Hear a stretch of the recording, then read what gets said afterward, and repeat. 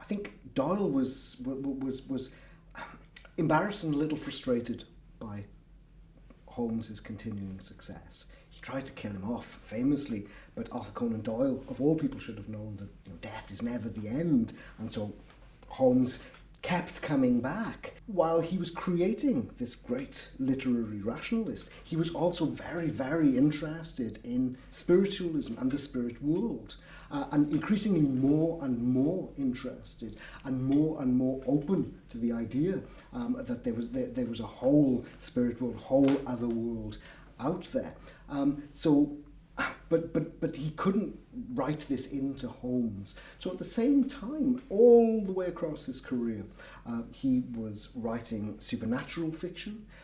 He was writing, I suppose, ghost stories. He was writing imperial horror stories of a variety of kinds.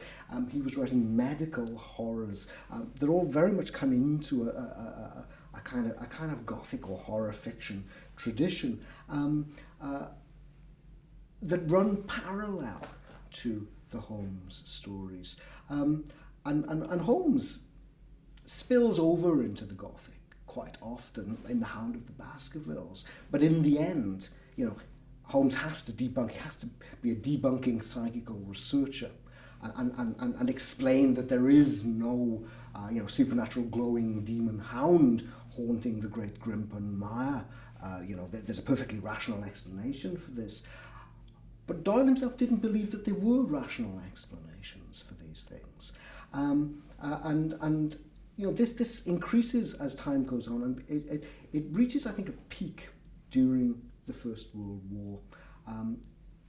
Doyle, like many others, suffered devastating losses in the war.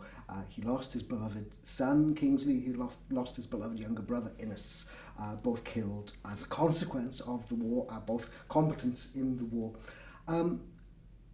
He came out as a spiritualist, wrote The New Revelation, his first work of spiritualism, and from then on dedicated his entire life to his belief in the supernatural. There are these two Arthur Conan Doyles going on, I think. There is the rationalist Arthur Conan Doyle, and Doyle was a medical student at Edinburgh University, the great Enlightenment medical school of these islands. So, he was a scientist of sorts, but also the metaphysical, spiritual Arthur Conan Doyle. And I think the Gothic Tales afford him the opportunity to write these kinds of stories.